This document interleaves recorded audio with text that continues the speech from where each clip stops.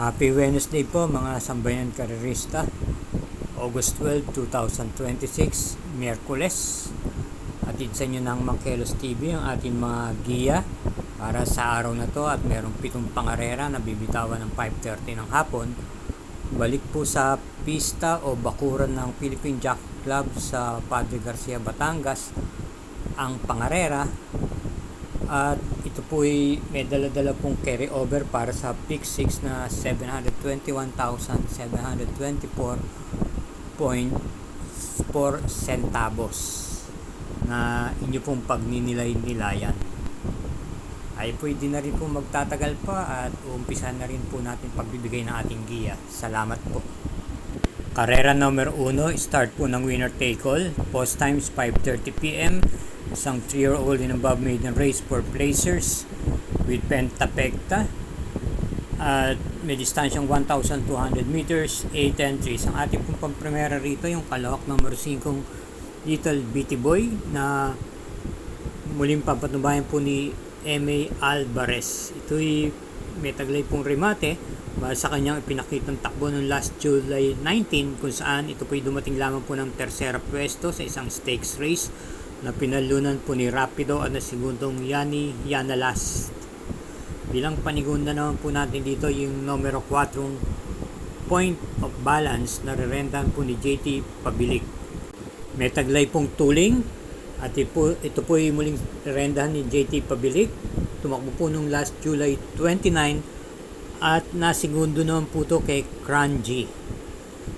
Nagtiyempo po siyang 1 minute and 13 sa 1,200 meters. Bilang panersera po natin dito yung matagal-tagal na rin sa maiden, yung number 1 Secret Monitor na rerendahan ni RC Semasio. Dumating po ng kwarto pwesto nung last July 29 doon po sa karerang pinalunan ni Imagination at sa segundong Kalampinay Beach. From LF De Sus, RC Semasio na po ang rerenda. Kaya sulitin po sa karera numero 1, ang pili po natin pampremera yung kalahok numero 5, panigunda numero 4 at panersera yung numero 1. Karera numero 2, ang start po ng pick 6, races 2 to 7, may dadalang carry over na 721,724.4 centavos. Isang 3-year-old and above maiden race for placers, distance 1,200 meters. At meron pong pentapektan nakapaloob dito. Start pick 6, 2 to 7. Meron tayong 8 entries. Ang ating pampremera rito, yung kalahok numero 6, Wicked Ways, na rerendahan po ni PGA Guse. Na kwarto pwesto naman po ito nung last July 29 sa karerang pinalunan po ni Cranji at na segundong Point of Balance. Meron po siyang 1 minute and 14 sa 1,200 meters. Sa kanya pinakita ron na takbo. Ito po ay mukhang sa likuran po ng gagaling o may taglay pong remate. Tignan po natin, baka mag-umento pa po ito rito. Bilang panigunda naman po natin dito yung kalahok numero 5 Last Rose of Summer na nanalo po nung nakaraan sa kanyang Novato race nung last July 31 ng banderang tapos. At bagamat hindi po gaanong kabilisan ng ganyang tempo, 1 minute and 16, may posibilidad pa po ito mag-umento pa po sa laban na to. Panersera po natin dito yung kalahok numero 2 Malibu Mogray na muling papatubayan po ni M.A. Alvarez. Na tersera naman po ito sa isang baryeran lang po nung last July 15 at nag-tempo lamang po siyang 1:16. Tignan po natin, meron pa po itong iumento dahil barrier run lamang po yun. Kaya muli dito sa karera numero 2, ang pili po natin pampremera yung kalahok numero 6, panigundo yung numero 5 at panersera yung numero 2. Karera numero 3, start po ng pick 5, races 3 to 7 with pentapekta at isang class 3 to 70 group split, distance 1,200 meters, 8 entries. Ating po pampremera rito yung kalahok numero 7 Dig Deep na isa rin po imported horse. JMN Estorque po muli ang renda. Ito po ay may taglay pong tuling at kagagaling lamang po sa panalo nung last June 19 to sa isang 3-year-old maiden race for placers. Ito po yung nanalo po ng banderang tapos. Kabilang po sa tinalo niya si I Told Mama Native Public.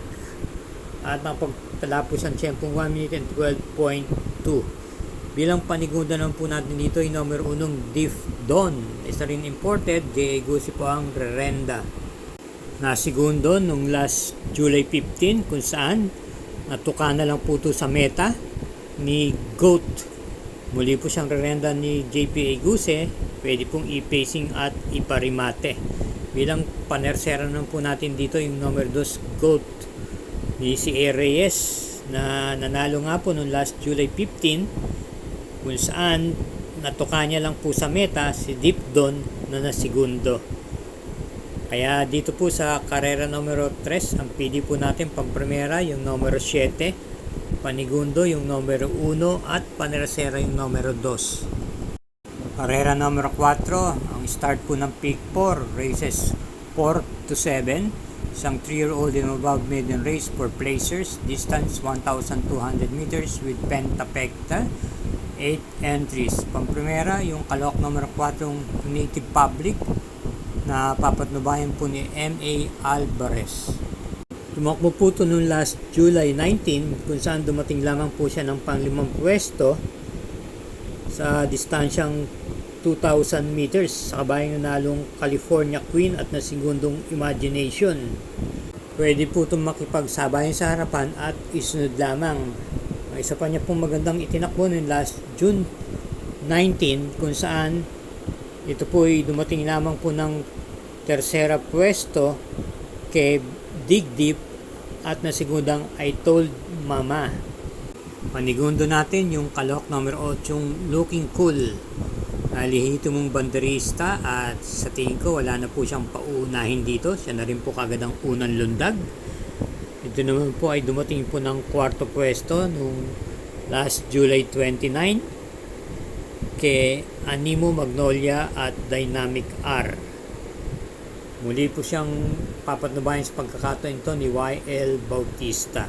Kaya dito sa karera numero 4, ang pili po natin pang primera numero 4 at panigundo yung numero 8. Karera numero 5, isang class 4, group 42-56 split, distance 1,200 meters with super 6, 9 entries. Ang ating pong pang primera rito yung kalahok numero 4, yung Secret Hideaway, na hindi po nilulubayan ni si Penson. Alam naman po natin itong may angkin tuling at nung nakaraan laban niya, kung di ako nagkakamali, hindi ito po nawawala sa hanggang tersera, hanggang 4th pwesto.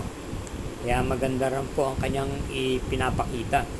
Bilang panigunda po natin dito yung derimating numero 5 Mythic Layla, Y.L. Bautista naman po ang magdadala. At bilang panersera po natin dito ay nagbabalik pistang numero 2 Static ni PM Cabalejo. Gamay niya po ito, may tuling po at naisusunod din po naman. Kaya sa ulitin po dito sa karera numero 5, ang pili po natin pang primera numero 4, panigunda numero 5 at panersera yung numero 2. Karera numero 6, penultimate race, distance 1,200 meters. At ito po isang class 4, group 42-56 group split. Meron pong 10 kalahok dito. Pamprimera natin yung numero G's, Storm Landing. Si Penson po ang rerenda, may taglay pong tuling to. At veteran na rin po sa laban sa mga bigati ng mga regular races na kakalaban niya po ay mas mataas pong grupo. Kaya siya po ang ating napipisil pang primera rito. Panigundo naman po natin dito yung numero 2, Winter on Fire, na may taglay pong tuling. Si MB Pilapil naman po ang rerenda. Subok na rin po ito. At may angkin bilis po ito sa lundagan. Bilang panersera po natin dito yung numero 8, yung Laugh in the Rain ni Ipin Nahilat, na pwede pong i-pacing o iparimate.